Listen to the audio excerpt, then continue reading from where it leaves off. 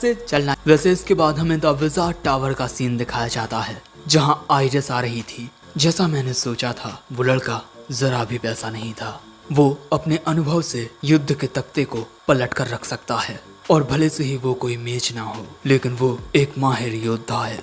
और इसके बाद आइरिस एक बड़े से दरवाजे को खोलती है और दरवाजे के उस पार कुछ बड़ी सी राजगद्दियों पर कुछ शख्स बैठे हुए थे और आइरिस उनके सामने झुकी हुई थी। और ये सभी हैं द मैगिया वांडर्स।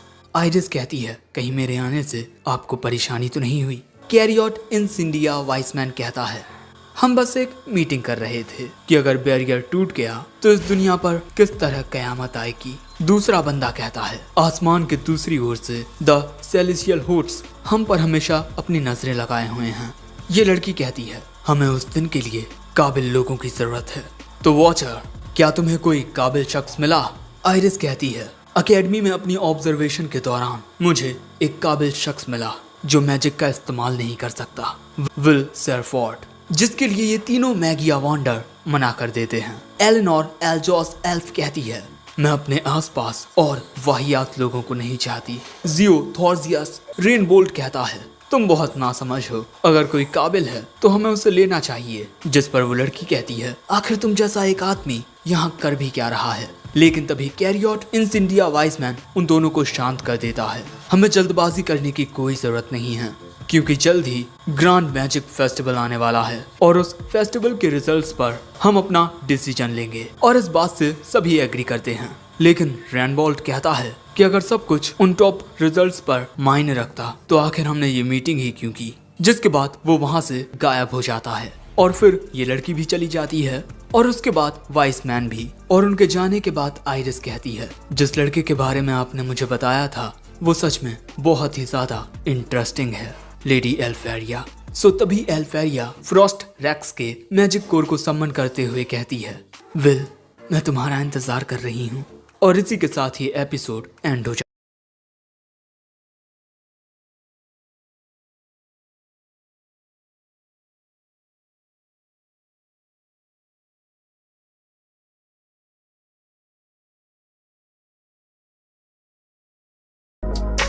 एपिसोड की शुरुआत में हमें बताया जाता है कि रिगार्डन एकेडमी सभी बच्चों को टोटल 12,000 क्रेडिट्स देती है और एक स्टूडेंट को अपर इंस्टीट्यूट में पहुंचने के लिए 7,000 क्रेडिट्स की जरूरत होती है और यही मैगिया वांडर बनने की एब्सोल्यूट कंडीशन है। जिसके बाद हम देखते हैं कि बच्चों का एक टेस्ट हो रहा है। इस टेस्ट में शियोन सबसे पहले अपने फायर मैजिक से एक गोलेम को खत्म कर देता है और इसके बाद कोलैट भी अपने अर्थ मैजिक से एक गोलेम को मार देती है। इसी वजह से ये दोनों इस टेस्ट में पास हो जाते हैं और इसके बाद हमें पता चलता है कि सियोन के पास 9,889 क्रेडिट्स हैं और वहीं कोलैट के पास 7,340 क्रेडिट्स।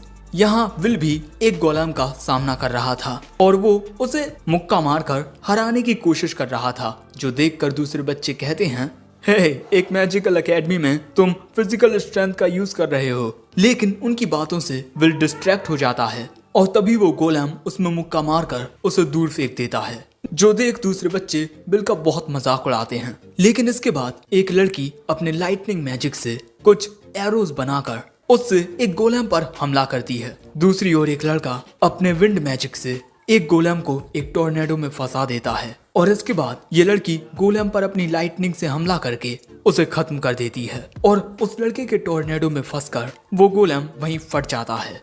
इस लड़की का नाम है लिहाना और इसके पास 10,100 क्रेडिट्स हैं और इस लड़के का नाम विग्नॉल है और इसके पास 10,075 क्रेडिट्स हैं।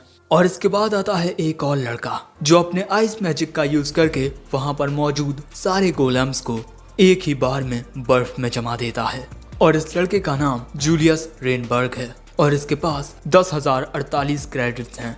और इसके बाद ये तीनों आपस में बातें करने लगते हैं और इनकी बातों से हमें पता चलता है कि ये तीनों क्लास के टॉपर्स हैं। और यहाँ आते ही जूलियस लिहाना और विग्नॉल से कहता है, मैं तुम दोनों को चैलेंज करता हूँ कि इस बार मैं अपने सीक्रेट मेथड से तुम दोनों को हरा दूंगा। क्या तुम दोनों इस बर्फ के गुलाब के साथ मेरे चैलेंज को एक्सेप्ट करते हो? लेकिन तभी विग्नॉल और लिहाना अपने विंड और लाइट से उसके गुलाब को चकनाचूर कर देते हैं और वहां से ये कहकर चले जाते हैं कि हम उस वक्त का इंतजार करेंगे।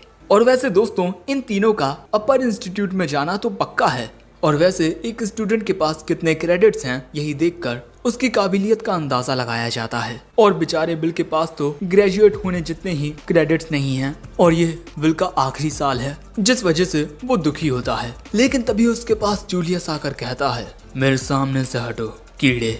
इसके बाद जूलियस के पंटर उसकी तारीफ करने लगते हैं। तुम सच में बहुत ही ज्यादा टैलेंटेड हो, तुमने एक ही बार में वहाँ पर मौजूद सारे गोलेम्स को खत्म कर दिया और अब जल्द ही द ग्रैंड मैजिक फेस्टिवल आने वाला है। इसके बाद खाना खाते वक्त कॉलेट विल से कहती है, तुम्हें भी ग्रैंड मैजिक फेस्टिवल में हिस्सा लेना चाहिए क्योंकि अपर इंस्टीट्यूट में पहुंचने के लिए तुम्हें 7200 क्रेडिट्स की जरूरत पड़ेगी। विल कहता है, तुम सही कह रही हो, लेकिन हर एक स्टूडेंट ग्रैंड मैजिक फेस्टिवल के लिए बहुत ही ज्यादा उतावला होता है। द ग्रैंड मैजिक फेस्टिवल रिगार्डन एकेडमी में होने वाला एक ऐसा इवेंट जो हर 2 साल में होता है, जिसमें स्टूडेंट्स को काफी चुनौतियों का सामना करना पड़ता है और इसी के साथ दूसरे टावर फैक्शंस के स्टूडेंट्स के साथ भी इनका मुकाबला होगा। पहला faction the lightning lord's wand थॉर्जियस फेस्के, दूसरा द फ्लेम एम्परर्स वांड इंसिंडिया वारहम, द सेक्रेड एल्फ वांड इलीफ कानन और द आइस मेडन्स वांड एल्विस पीना, और आखिर में आता है द लाइट सोवरेंस वांड मास्टीरियस नोआह, वो मैजिया वांडर जो इन चारों फैक्शंस को लीड करता है।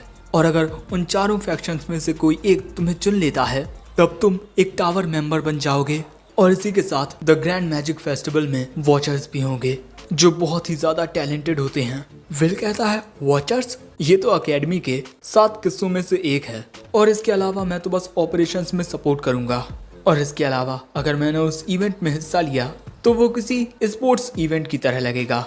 और अपने सेकेंड ईयर के दौरान मैं उस फेस्टिवल में बहुत कुछ देख चुका हूँ।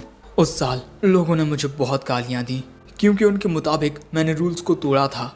इसके बाद हम बाकी के बच्चों को देखते हैं जो ग्रैंड मैजिक फेस्टिवल के लिए बहुत ज़्यादा एक्साइटेड होते हैं और यही सब देखते हुए कॉलेट विल से कहती है, रिगार्डन के अलावा भी दूसरे कैपिटल से काफ़ी सारे स्काउट्स आएंगे, तो भले से ही अगर हम टावर में ना जा सकें लेकिन हम अपने भविष्य के लिए कोई दूसरा रास्ता चुन सकते हैं।